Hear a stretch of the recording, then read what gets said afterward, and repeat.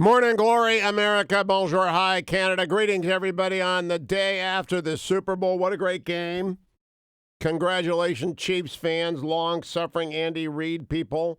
You got yours. The Browns get theirs next year. And it's Iowa Caucus Day. Bernie's going to blow out the win tonight. We'll talk about that tomorrow. But there's other news out there, including a headline from the Washington Post.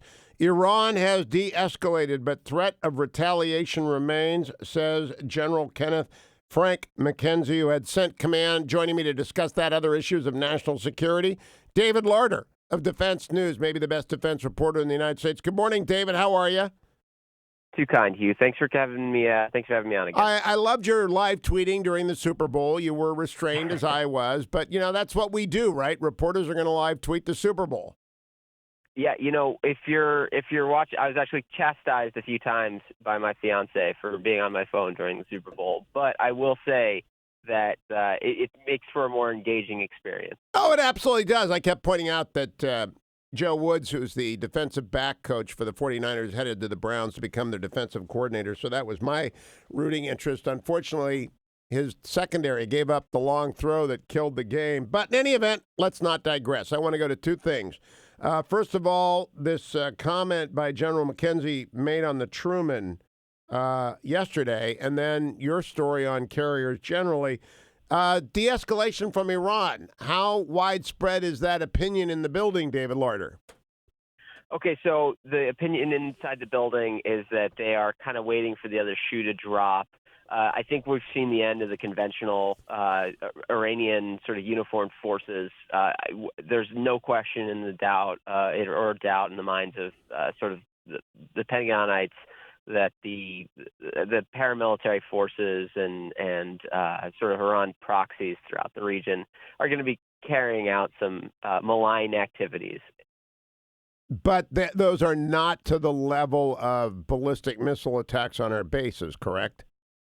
Those will not be to the level of ballistic missile attacks on our bases. But again, it's not a threat. If you'll remember the attack on the USS Mahan a couple of years back, that was a cruise missile shot at a guided missile destroyer and an amphib. And that's a significant threat. I mean, happily, the Aegis combat system is good and managed to shoot it down. But those are the kinds of things I think we have to be on guard for. Sure. Or at least U.S. troops do. On January 7th, Iraq launched ballistic missile strikes. Those attacks were the first direct overt military attack by the Iranian government. It did result in a number of traumatic brain injuries on the spectrum of mild to less than mild. Has the Pentagon clarified yet how significant those TBIs were, David Larter? So I think there's, the Pentagon press corps is definitely digging in on that because it's an important sort of divergence from what we originally heard. But I would just caution that brain injuries do take a little bit to manifest. So you may not know right away that you've had a TBI. So that could explain some of the delay in understanding how many people were injured. All right. Now, Larter, talk to me a little bit about your story on the Ford. I hadn't actually considered this. My friend Jerry Hendricks has been telling me for years that Nimitz-class carriers are vulnerable to land-based missiles and especially hypersonics. You have a story today with laser weapons coming. The U.S. Navy's newest supercarrier has space and power to spare. Can you expand on that? Yeah, sure. So the glorious benefit of opening up the service and your most expensive asset to reporters is that you get to teach them a little bit about how you see an asset. And that's just hasn't been the case with Ford. And I think that's one of the aspects that a lot of the reporters that have been out in the last few months have hit on is that this actually has a significant electrical plant. Now, the new reactors, the new nuclear reactors that power the Ford are about 3 times, a little more than 3 times more powerful than the reactors to the Nimitz class. And for future classes of ship, electrical power is really going to be everything from high-powered microwaves to lasers to, powering all the new systems that they want to have powered. And the Ford was designed with a lot of extra power. So it's only using about a fraction of what it actually can generate. And they've designed it light. So you can put more systems on there. There's space and weight and power and cooling is the is the sort of the SWAPC acronym. And there's an abundance of all that available on the Ford to add lasers, the only thing I'll add there is that people think it's science fiction. It actually isn't. It's really a matter of finding the right power, and Ford has that. Now, your byline suggests that you made a trap on the Ford to go out and study it up close and personal. When was that? Right. So I went out at the end of January. So I believe January 27th was my trip out there. And unfortunately, their flight deck is not certified yet. That is in March. That's a bureaucrat. It doesn't mean the flight deck doesn't work. It means that it hasn't been certified by the Navy, that this crew and the flight deck is 100% ready for full scale operations. That'll be in March. And so, yeah. Go ahead. Have they fixed the elevators yet? Okay, so there are 4 out of 11 that are working as advertised. I think 7 or 8 of them work okay, but they need to fix them, and there are a few that are still just not there yet. But it's going to take some time. I think it'll be 2021 before all of them work. But I will say that I was impressed by the whole setup in terms of what these elevators will actually do and all the technologies that went into this ship. It's very impressive. So you're an optimist that the class remains intact, that they will continue forward with the double build, and that Maudley, who's the acting Secretary of the Navy, who, by the way, I think is doing a heck of a job. Do you have any reaction on that Maudley's tenure as acting secretary doesn't look like an acting secretary to me? He's been very vocal and more than you would have expected from an acting, right? So if you remember, Sean Stackley was an Obama holdover, and he was the Secretary of the Navy for a little while. And to his credit, he did not know the Trump agenda, didn't understand what Trump was trying to get done, and so he was very muted. He didn't talk out a lot other than just on the very basics of his job and what they were trying to accomplish, because obviously there's continuity between administrations.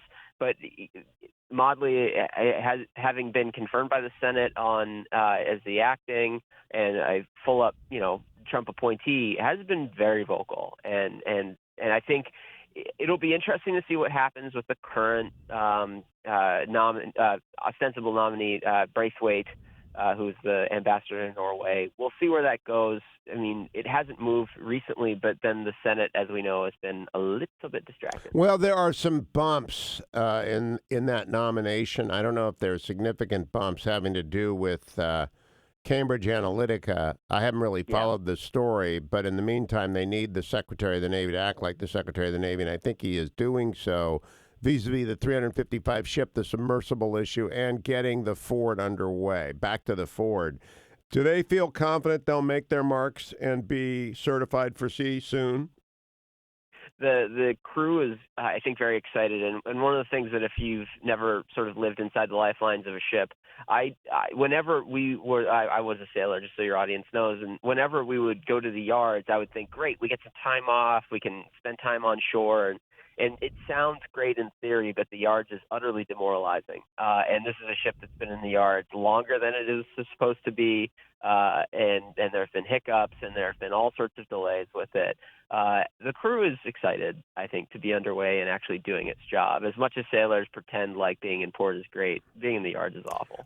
David Larter, you've confused all the Steelers fans out there. They think you've got a ship in your yard. What do you mean by in the yards? Right. So the shipyards are essentially, this is where you build ships and this is where you maintain ships. So sailors refer to them as the yards. But essentially what it is just where they build ships or where they maintain ships.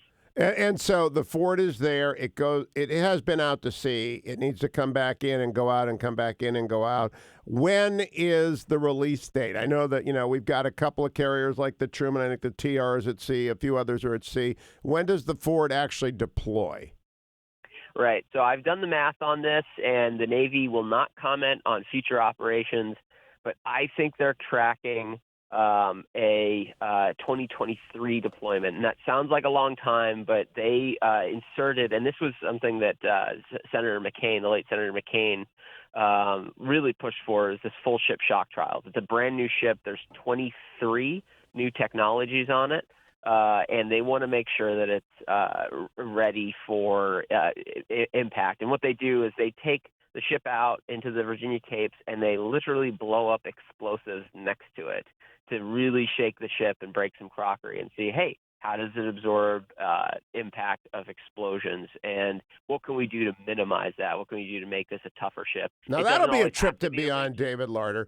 David Larter, Defense News, thank you. Follow him at David Larter, Larter. You really want the best in defense reporting. That's the guy. I'm coming right back. The latest from Iowa. The caucuses are just about a dozen hours away.